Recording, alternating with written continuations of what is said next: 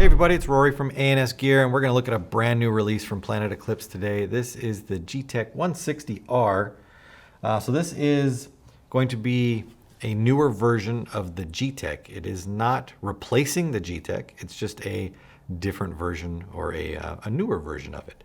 The older Gtek will still be available, and you can pick it up as well. But this one is going to have new features based on the same drivetrain and drive system that we've known to come to love and to expect. Efficiency, just reliability really, that Gamma Core system, basically the engine of the gun, which they've had tremendous success with. So let's take a look at it. I have it here. This is the gun and the barrel right here. And I also have a regular Gtek right here. So standard Gtek, this is the 160R.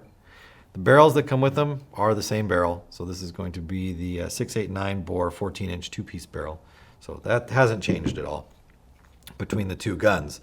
Really, the major changes are cosmetic. Well, I shouldn't say that. They're external, I guess would be the better choice for that. Both cosmetic and function-wise, just upgraded. So what you get with the standard Gtek is half aluminum, half composite. So you're going to get an amalgam of guns. And they've done this for a while with the ETHA, with the E-Tech, but now they're kind of giving you the option of having both. They did that before with the E-Techs when you had an E-Tech LT and an E-Tech AM. You had the choice of a composite, a mixed composite version or an all aluminum version. So now they're giving you that same choice with some extra features as well. So starting with the gun, the backside right here, you can see on this bolt cap, internally the bolts are going to be the same, or the Gamma engine. I want to call it the bolt right here. So now we've got a aluminum cap on the back, and you can see it is milled slightly different on there, just to give it a more aggressive or more streamlined look, I guess. But the parts themselves are the same inside there. So I'm going to set that one over there and set this one over here so we keep them in their appropriate spots. The bodies are the same. They're just milled differently. As you can see, they've got some different lines on them. Just a different altogether look right there. It looks like it's actually a little bit sleeker to me along the top side here, but that just could be visually deceiving. The feed neck on the original Gtek is a composite feed neck. So you get a composite lever with a composite feed neck body. On the new one, you're getting an all aluminum feed neck lever, all aluminum feed neck body. Plus you're getting the thumb sprocket wheel. No longer are you stuck with just two Allen keys where you need to wrench on them with an Allen. You've got the thumb sprocket or the thumb drive now, where you can roll it by hand easily. So you can adjust your feed neck collar, or feed neck lever, I should say, without needing to have an Allen key. So that's a nice plus.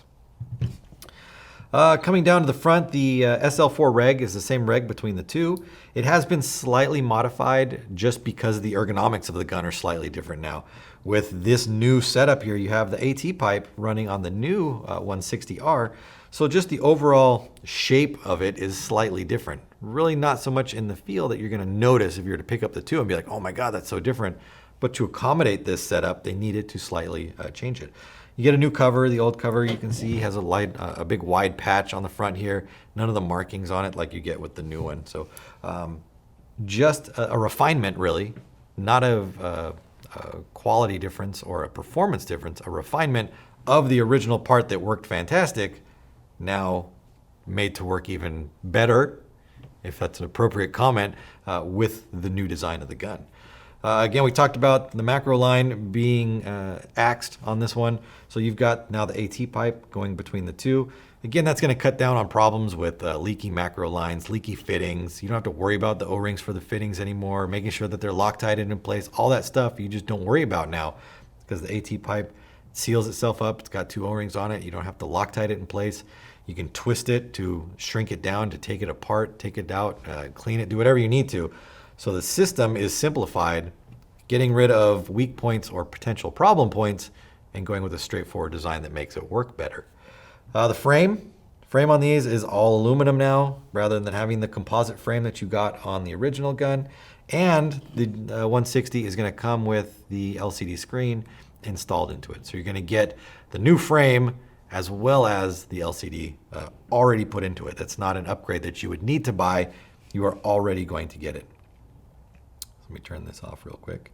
Now, another thing that you are going to get when it comes to frames is the original trigger. It kind of just rode on a post inside there. It had a post that went through the frame. You can see if I open this up right here.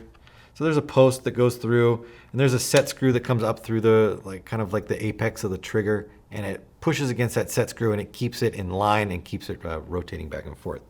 It's a very simplistic design for a trigger setup. The new triggers that you're going to get in here are the same style trigger that you would see on the CS1, where the front of the trigger is actually a separate piece than the carrier, the bearing carrier for the trigger. That trigger is mounted in with 2 set screws. It makes it a very sturdy platform. And the cool thing about these trigger setups, which I'm pretty sure they're doing for these ones as well, is they're going to release the CAD files for them, and you can design your own trigger. If you have a 3D printer, you could print your own trigger. This piece just literally pops right off. You can take the trigger out, unscrew the back of it, the front, I'm going to call it the shoe because it's kind of like a trigger shoe, pops right off. You could put a new one on, screw it back together, and you're done. It's that simple to just create your own trigger design, which is something novel in the paintball world. They should really do more of that. So that's really, really cool. Plus, it makes for a smoother trigger, more comfortable trigger, just because it's got that advanced system that is coming in their high-end guns as well inside there. And then down to the bottom, the ASA. Now that you don't have the macro line, you don't need to worry about where to run it into your ASA or anything like that. So they can redesign the ASA. It's got a smaller knob on it, same easy turn to it, so you're not struggling. When I first saw it, I was like, man, they should have maybe made a bigger knob because I got gloves on and it might be hard to turn. But then I tried it and it works just fine. Wasn't anything to worry about. Smaller, more compact, easier setup on there. Eye covers too. Forgot about the eye covers. Composite eye covers on the original one, all aluminum eye covers on the new one. So it's just going to give you, again, that strength that is inside of there. We're going to talk about some other things too. Let's talk about how the gun physically just feels and works when it shoots. So the Gamma Core we've talked about, the robustness of it, which is really something I want to hit on. A couple things with the Gamma Core that you guys should know about. The efficiency of it, the way that it physically is operating on the inside there. Every time it shoots, it traps air. It traps about 30 PSI of air inside of there, which if you're not wasting 30% out of every shot, you're going to get more shots. It's pretty simple math right there. Save some air and increase your overall shot count. So they're doing that with the gun. They've got this gun running at about 135 PSI, which is fantastic as far as an operating pressure. That's what's going to give you that smooth shot, that nice, easy feel when it's trying to cycle, trying to shoot. It's going to feel like you're shooting a cannon or anything like that. It's just a nice, comfortable, smooth shot. The bolt itself, the engine, the Gamma Core, has a couple different stages to its movement, to its acceleration. So it's not just go, stop, go, stop. It changes its movement profile. So when it first encounters that ball, when it first starts to move and just kisses that paintball, it really gently moves it forward and it clears that, in that second stage, it clears the ball stack. So sometimes when you have a bolt that just jumps forward, it's okay on the ball that it's touching, but the balls that are sitting above it, that next ball, that bolt just ramming through underneath it can actually clip the bottom of that bolt, cut it, and then when that second ball drops in, when the gun recycles, you've got a broken ball inside of there. So they've designed this to accelerate properly, to come through the bolt, pick it up, or pick up that ball, move it forward, get underneath that second ball in the stack, and then fully accelerate all the way forward to give a good exhaust of the gas coming through to help push that ball down there and not damage any other paint that's inside of there. So you get a gun that runs at a low pressure, or a system that runs at a low pressure that can shoot really any kind of paint that's out there, super fragile, and won't damage paint that's above it. So it really works on all cylinders. They've run this thing through hot weather, cold weather, freezing temperatures, and the gun is just constantly working and shoots amazing. Let's see if there's anything else I missed on this. Obviously you can see just by what I've got in front of me right here how easy it is to strip it apart, take the bolt apart, it just unscrews. You can take the whole thing. It just bounces off like that. We can get into the core system. We need to clean our bolt out. If you've ever looked at the Gtek, you know how easy it is to take it apart. It's not a simple, or not a hard gun to understand. And so wiping it down, cleaning it up, especially now with this, just taking it apart. I've already got the screws out of this one, so I mean, physically, I can take this pipe. I've got the grip screws off of there.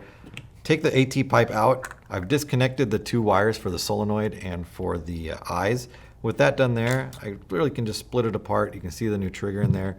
Simple solenoid design back there. It's clean and it's efficient on the inside. There isn't a lot of stuff going on that you don't need, a lot of things that you have to be careful about. It's just very, very easy to use. And then just in your hands, ergonomically, it feels great. It doesn't feel bulky or clunky or out of place. It really feels like a gun. Well, we know they've done a lot of research on it and they've spent the time to make it right, but it feels that way. So you're not gonna get something that you're gonna pick up and be like, man, this thing feels terrible. They feel good, they shoot good, they work good, they're reliable. It's everything that you would expect to get from Planet Eclipse, plus more. So if you're thinking about picking one of these guns up, it's definitely worth the money. It's worth the effort of going down to the shop, checking it out, and really getting a feel for it because it's a fantastic gun. So the Gtek 160R, it's available. Order yours now through ansgear.com.